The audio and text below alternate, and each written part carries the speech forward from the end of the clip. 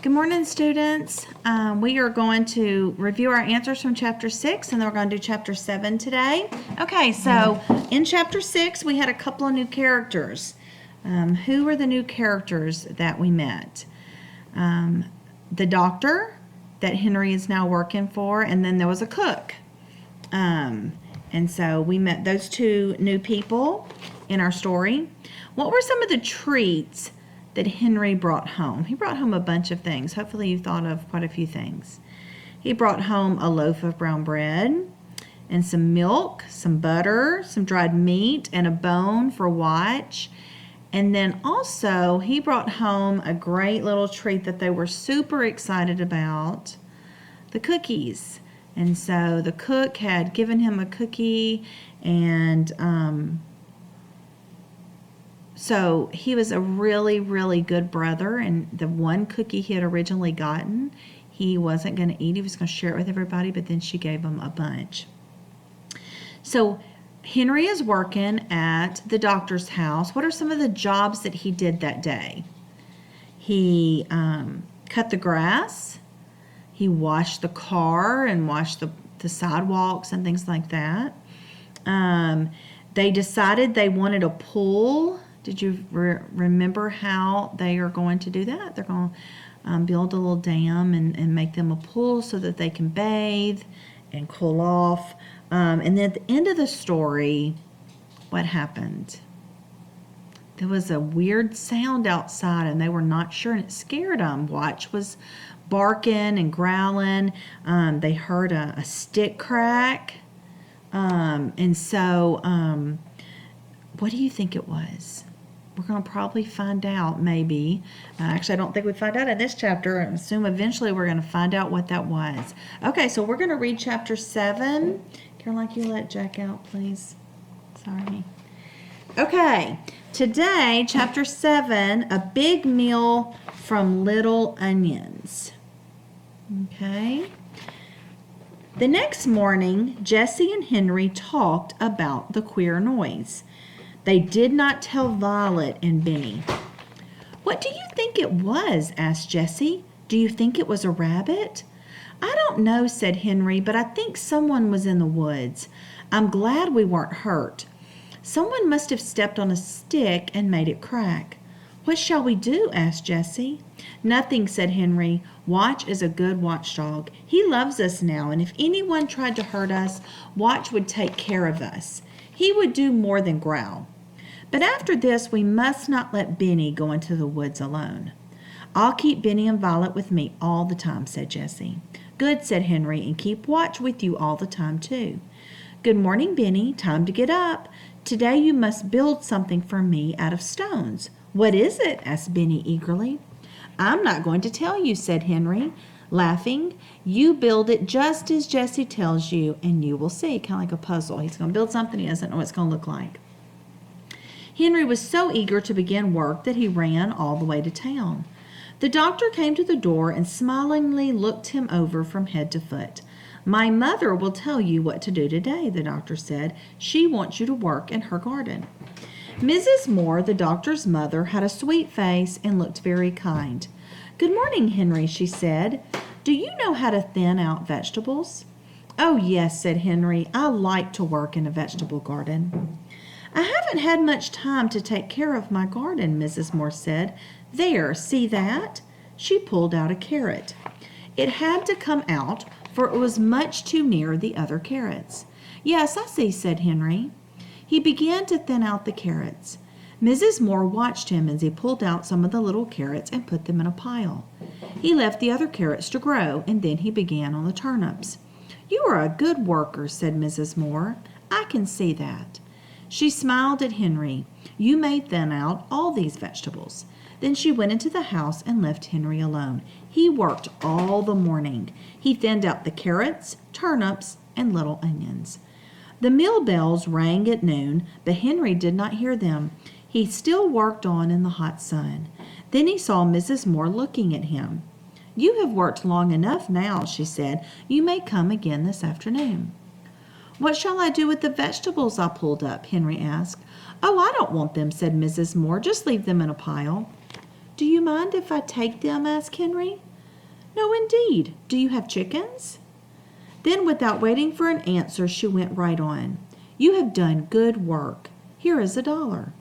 Henry said thank you and was glad he did not have to answer about the chickens.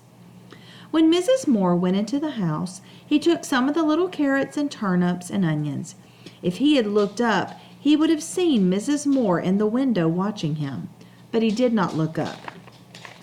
He was too eager to get to the store and order some meat.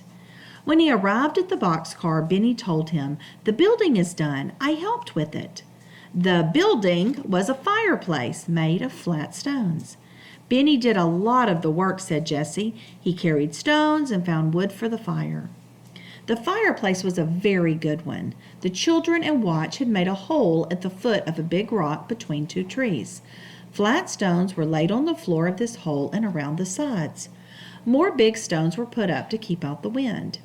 Jessie had found a heavy wire in the dump and had put the big kettle on it and tied the ends of the wire to the two trees.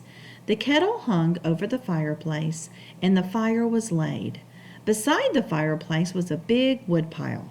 "Fine, fine," cried Henry. "You have done well. Now see what I have." The girls were delighted with the meat and the little vegetables. With Henry's knife, they cut the meat into little pieces. Then they filled the kettle with water from the fountain and put the meat into it with a tin plate for a cover. Henry started the fire and it burned well at once. Jessie took the tops off the vegetables and washed them in the brook. "I'll put them in after the meat has cooked a while," she said. Soon the water began to boil and the stew began to smell good. Watch sat down and looked at it. He sniffed hungrily at it and barked and barked. The children sat around the fireplace eating bread and milk. Now and then Jessie stirred the stew with a big spoon. "It will make a good meal," said Henry. "Keep it boiling and do not leave it. When I come home tonight, I'll bring you some salt, and whatever you do, don't get on fire." Violet pointed to the pitcher and teapot that she had filled with water. "That's to put on Benny or Watch if he should get on fire," she said. Henry laughed and went happily on his way. He wished he could stay and smell the stew boiling, but he thought he ought to work, so he went back to Dr. Moore's house. He was very happy when Dr. Moore said, "Do you want to clean up this garage?" The garage was not in very good order. Dr. Moore laughed when he saw Henry look around for a broom. "I must go out now," said Dr. Moore. "You just clean this place up." Henry began at once. First, he opened all the boxes.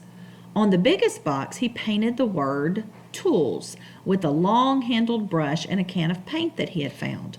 On another box, he painted "Nails." Then he picked over the things and put the tools in the toolbox and the nails in the nail box.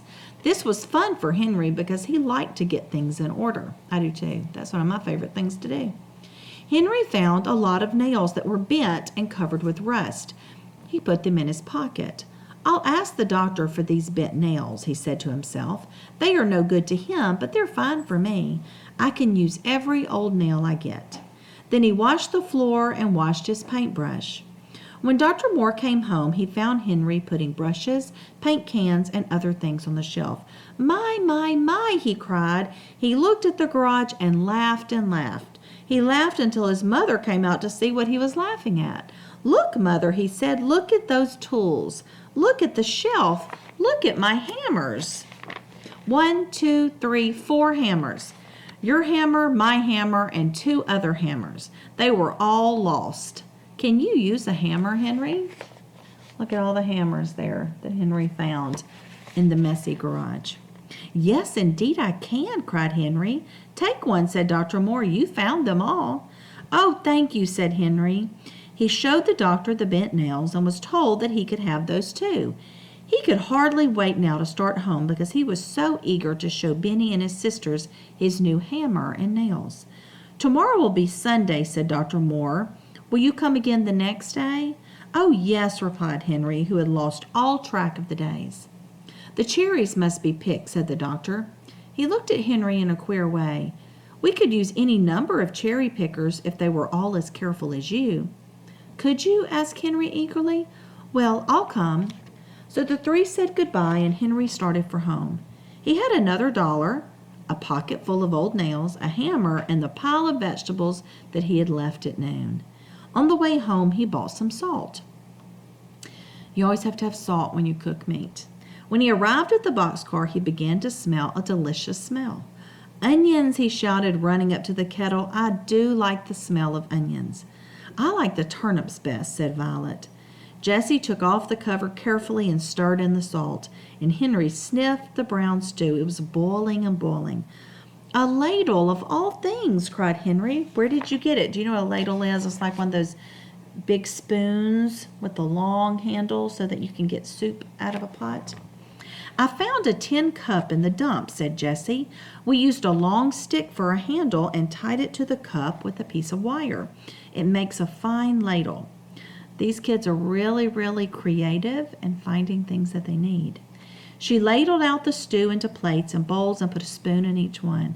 Oh, said Benny, I am so hungry, I must eat my supper. The meat was well cooked and the vegetables were delicious. Violet passed her plate for more turnips. I'd like some more onions, said Henry. All the children ate until they could eat no more. That was the best meal I ever ate, said Jessie. Me too, said Violet. I have time tonight to make Benny's cart, remarked Henry. We'll make a cart. Will you make it with my wheels? Asked Benny. Yes, with your wheels, answered Henry. But you must cart stones in it when I get it done. Yes, said Benny, I will cart stones or rocks or anything. Tomorrow will be Sunday and I can stay at home, Henry went on. Do you think it's all right, Jessie, to build the dam for a swimming pool on Sunday? Yes, I do, said Jessie. We are making the swimming pool so that we can keep clean. Henry began happily to hammer out the bent nails with his new hammer. Soon he had some good nails. You and I will go and find some boards, Benny, he said. Come on. Soon the boys came back with some boards from the dump. Henry sat down and began to make the cart. He could not see very well because it was getting dark and there was no moon. But at last the cart was done and he gave it to Benny. Thank you, said Benny politely. After his sisters had admired the cart, Benny pulled it around just for fun. Then Henry put it in the boxcar for the night. Henry said to Jessie, I hope we do not hear that queer noise tonight. I hope not too, said Jessie. Then she laughed. Look at Benny, she said. He has gone to sleep with his hand on his cart. Henry laughed too, but he laughed at himself because he was going to sleep with his new hammer under his pillow. Okay, so these are the questions I want you to think about from this story to be able to answer me. Okay, we have a new character in this chapter. Who was our new character? Why are Jessie and Henry not going to worry about the noise that they heard the night before? What did Henry and Jessie have Benny build? What work did Henry do in the morning at the Moore's house, and what did he do in the afternoon? What did Mrs. Moore give him? Why did she ask Henry if he had chickens? Do you know why she asked him that? What did Dr. Moore give him? Did Henry do a good job in his work in the morning? Did he do a good job in his work in the afternoon? What was their supper that night? What did Henry make for Benny? And last question, what did the boys go to sleep with? Each one of them had something special with them when they went to sleep. Okay, tomorrow we'll do chapter 8.